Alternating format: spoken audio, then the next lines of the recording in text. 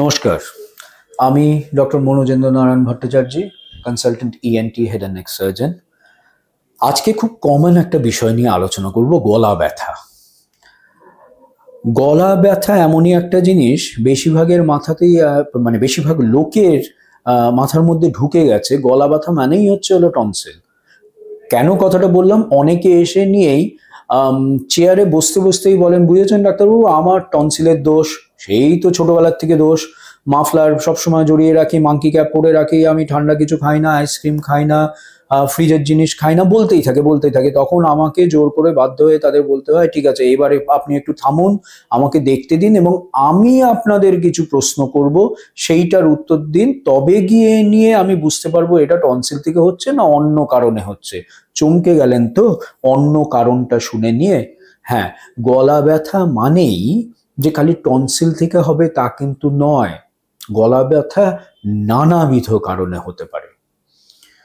তাহলে আজকের আলোচনাটা হচ্ছে কি কি কারণে গলা ব্যথা হতে পারে। দেখুন, আমাদের ব্যথা কেন হয় এটা হলো প্রথম কথা।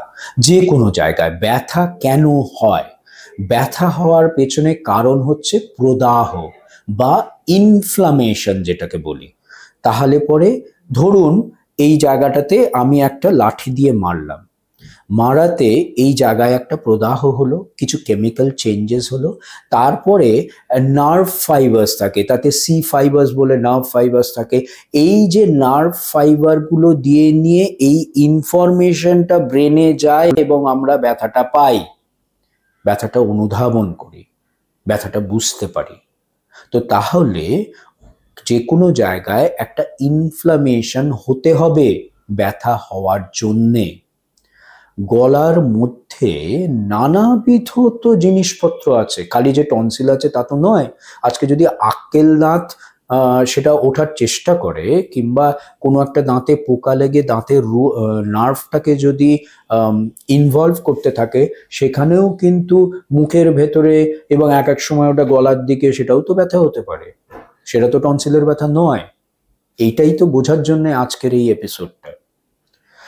আমাদের মুখমণ্ডলের মধ্যে ইনফেকশন হতে পারে। ইনফেকশন কি কি? যেটা আপনি প্রথমেই বলেছেন, টনসিলের ইনফেকশন হতেই পারে।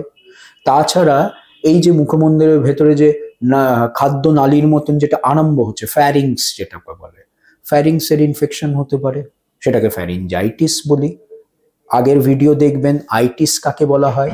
যে কোনো জিনিসের ইনফ্লামেশন হলে পরে, প্রদাহ হলে, তাকে আমরা আইটিস বলে থাকি। তো ফ্যারিংসের ইনফ্লামেশন ফ্যারিঞ্জাইটিস, টনসিলের ইনফ্লামেশন টনসিলাইটিস।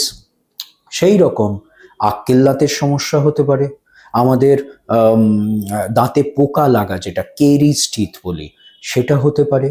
আবার নানাবিধ রকমের আলসার হতে পারে, ঘা হতে পারে মুখের মধ্যে, সেটা ক্যান্সারও হতে পারে, নন ক্যান্সারও হতে পারে।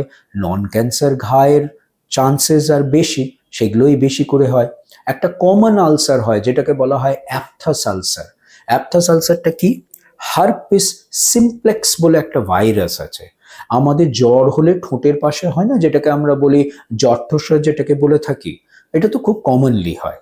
এইটাও কিন্তু হারপিস সিমপ্লেক্স। তাহলে হারপিস সিমপ্লেক্স কখন হয়? মেইনলি যখন আমাদের ইমিউনিটিটা কম থাকে। হারপিসের ইনফেকশন যখন মুখের মধ্যে হয়, সেটাকে আমরা বলি অ্যাপথাস আলসার। এটার থেকেও ব্যথা হতে পারে। আবার ক্যান্সার থেকেও তো ব্যথা হতে পারে। যে কোনো জায়গায় টনসিলের ক্যান্সার হলো, ফ্যারিংসের ক্যান্সার হলো, জিভের ক্যান্সার হলো, সেখান থেকেও হতে পারে।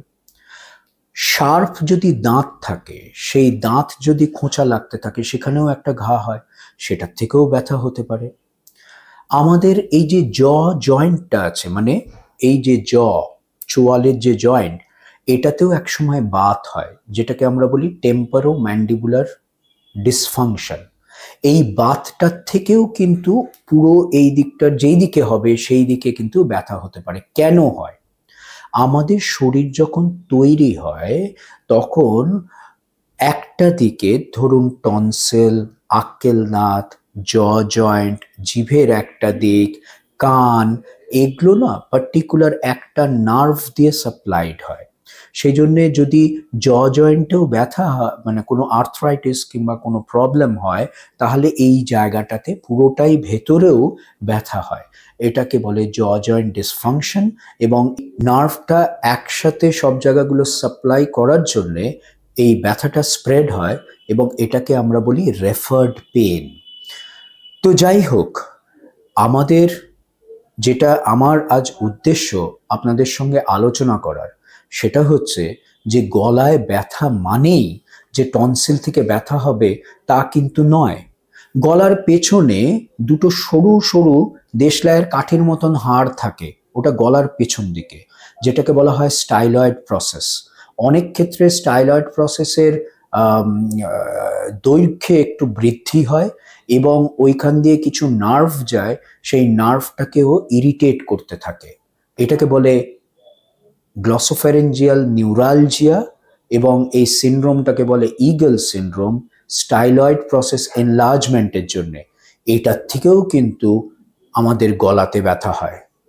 তো আবার গলা খাদ্যনালীর পেছন দিকে কিছু ইনফেকশন কিংবা কোনো রকমের যদি অ্যাবসেস কিংবা পুঁজ জমতে থাকে, রেট্রোফ্যারিঞ্জিয়াল অ্যাবসেস বলে, সেখানেও কিন্তু ব্যথা হয়। তো আমাদের কাছে যখন ব্যথা নিয়ে রোগী আসেন, তখন আমরা নানাবিধ হিস্ট্রি এবং এক্সামিনেশন করে দেখি যে কি হয়েছে, কেন ব্যথা হয়েছে, এবং সেইভাবে ওষুধপত্র যা দেওয়ার আমরা দেখি, দিও। কিছু কিছু ক্ষেত্রে যখন শল্য চিকিৎসা বা সার্জারি দরকার পড়ে, তখন আমরা সার্জারিও করে থাকি এই ব্যথাটার থেকে সম্পূর্ণরূপে মুক্তি পাওয়ার জন্য। তার মানে গলার ব্যথা মানে কিন্তু সবসময় টনসিলের জন্য নয়, অনেক কারণেই গলার ব্যথা হতে পারে। নমস্কার।